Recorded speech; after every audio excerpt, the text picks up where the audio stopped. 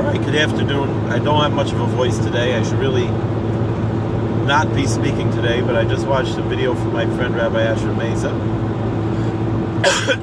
where he was interviewing someone. I think it was a 2 or 3 hour long interview or debate.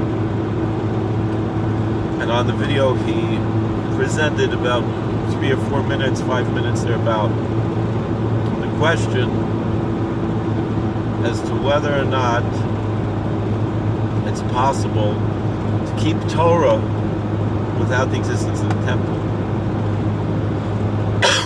I find this question to be fascinating because it's exactly what I was discussing in my previous video on the subject of Jerusalem, exile, and the question as to whether or not Jerusalem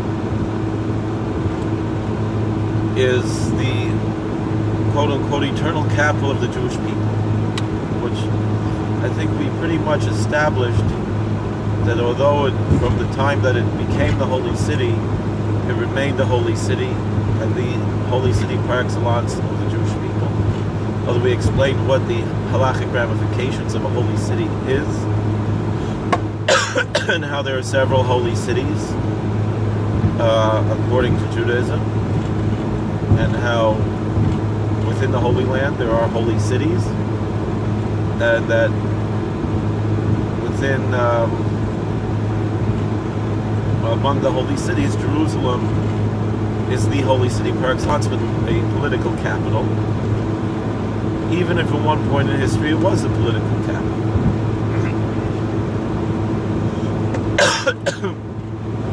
And touching on that subject, reflecting on this following idea,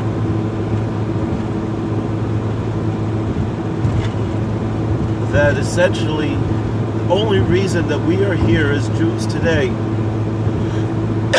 is because we let go of this this fetishism, I would say. I wouldn't go so far as to call it idolatrous, but it borders on a fetishistic approach to Jerusalem that doesn't work in exile. This fetishism and this approach, and the fact that we didn't have this fetishism of the Holy Land and of Jerusalem is what made our religion able to be portable and survive throughout our exile. And if we had clung on to that fetishism of Jerusalem, there would be no Jewish people today. There would be no Jewish religion today. This goes back to arguments between the rabbinical Jews and the Sadducees, the Sola Scriptura Jews. It's rabbinical Judaism that made Judaism portable, and that made it feasible for Judaism to continue beyond the destruction of the temple. And the fact of the matter is,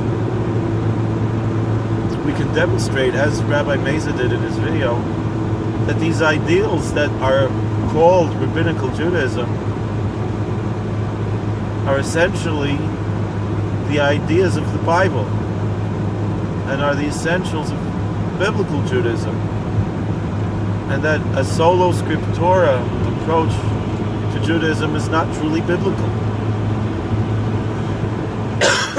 But that being said, we know from the Bible that there were good, pious Jews who were totally pious and godly during the Babylonian exile. And so, as you know, we say Christians tend to claim that, oh, we're missing the blood sacrifice, and so since we don't have the temple, we don't have the blood sacrifice, to effect atonement. That's why, excuse me, the atonement through the sacrifice of their Messiah is necessary for mankind to achieve atonement. But it's clear that Daniel and his friends were all good, pious Jews without a temple and without any blood sacrifice. They received God's grace without the Messiah.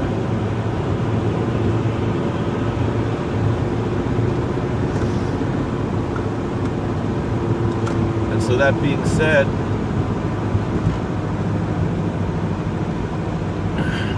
excuse me,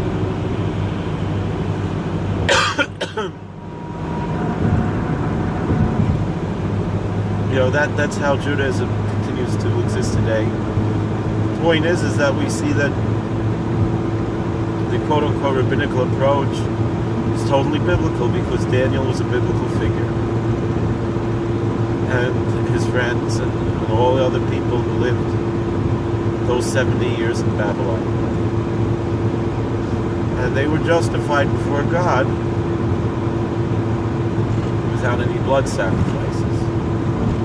Daniel prayed 3 times a day, just like rabbinical Jews do today.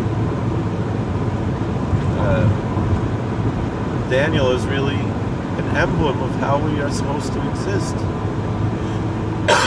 in exile, how we're supposed to survive in a community that's hostile to everything we believe in, even if they might be friendly to us on a personal level.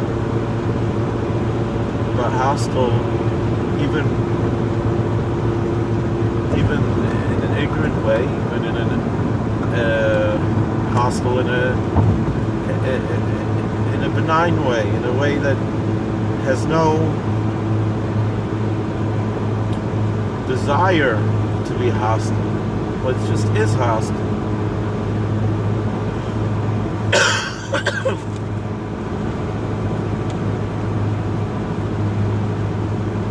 And that's why, as I said, the Sadducee cult, which was a cult of the temple, which fetishized the temple, which fetishized scripture, to be solo scriptura, went extinct because it's not feasible. It's not portable. But the rabbis who understood scripture to be a living and breathing document within certain bounds, not hefker, it's not totally ownerless. That's the only way that it would be able to survive. So to those who take it to the other extreme and say leis din v'leis dayan, we could pretty much do whatever we want, and call it Judaism, also is not feasible and not tenable and dying, just like the Sadducees of old. The way to maintain the Judaism that exists is the way that we have, and so too we could say in America, the constitutional structure that we have. Because I think everyone agrees that the Constitution can have a dynamic approach, but it has to be done with a set of rules. We can't just legislate away the Constitution any more than the rabbis could legislate away biblical law. And there's really no way to abrogate biblical law. But we have to understand how to understand biblical law. So to ask a question, and however, so that's why the Constitution has changed through the amendment process and not merely through legislation, which would be unconstitutional. So too the Torah is timeless because it is essentially a living and breathing document. Halacha is not something that's so much set in stone, but it's walking, it's a way of life. It's progressive. That's what the word halacha means, is a way of walking, of progress, of going ahead. But it has to be done in the proper way. You can't, just like we don't say that halacha, that Jewish law is set in stone, we also can't just do whatever we want and make it hefker. It has to be done in a proper way that's true to Torah, al pi Torah. And so there's this living and breathing aspect, and there's this growing aspect. But again, for something to be living and breathing, the head has to stay on. You can't just chop it off and say, oh, this is a living and breathing organism. You can't chop off the head, chop off and take out the heart. And so too, Judaism, it needs to keep its head on. You can't cut out its heart. But certain things do develop and change over time. Mostly things that are not central. There are certain things that are central that are unchanging and timeless. And we have to learn how to find the balance. And this was already set up in Torah from the beginning, like Rabbi Mesa pointed out. This was part of the plan when God gave the Torah. That God gave a living Torah and not just a book that's on the shelf.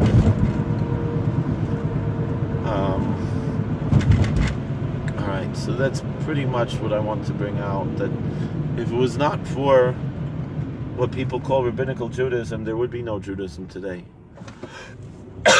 You don't have people who are descendants of Sadducees still around today. There's no continual Masorah of the Sadducees. And the Karaite movement is certain things that it's not, or whatever it is. There are these traditional Karaite communities which are still totally heretical.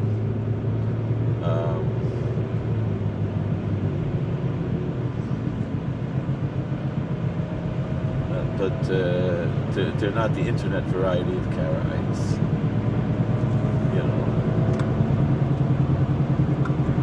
So, all of this being said, thank you for watching.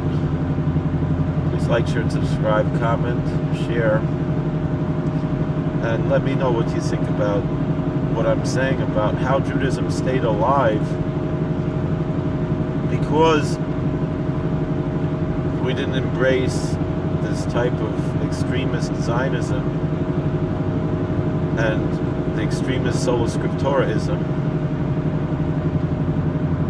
but rather embraced the living and breathing approach to Torah that kept this religion alive and functional and practical and relevant throughout history, while maintaining truth to the truths that it serves the purpose of bringing through. Meaning, what value is there in Judaism if it's just to keep alive a culture? The value of Judaism is not just keeping alive a culture, and then it's a cult. The value of Judaism is that it brings out the truth of God, and that the Torah is His word, and His will for mankind and womankind.